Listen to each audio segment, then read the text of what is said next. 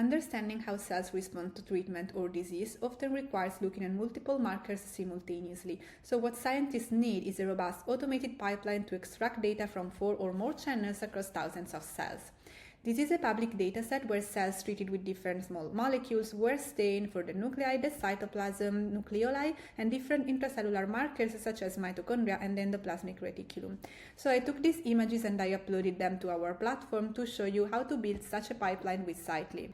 The first thing we need is to create a segmentation mask for the cytoplasm, which I obtained by segmenting the nuclei first and using them as seeds.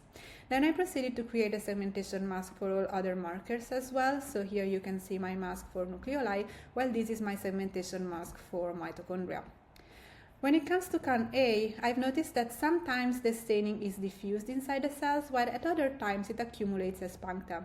Because both these patterns could provide useful information, I've decided to create a segmentation mask for all signal types and analyze them simultaneously. Now that we have generated all the masks we need, we can use a data frame node such as cell morphology to collect information from each channel within their corresponding mask. Then we can gather that information under the cytoplasm to collect data from each marker at the single cell level. When we're ready, we can press on Analyze All Files and we can have a look at the results.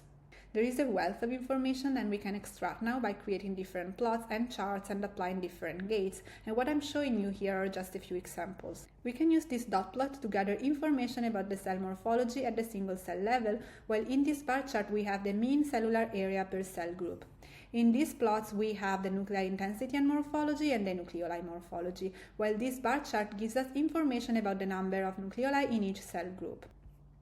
Here we have some data about the localized signal that we saw from CAN-A earlier, while this dot plot and this bar chart are about the localized signal from CAN-A. For example, in this bar chart, you can see that cells treated with loperamide exhibited a higher number of CAN-A puncta.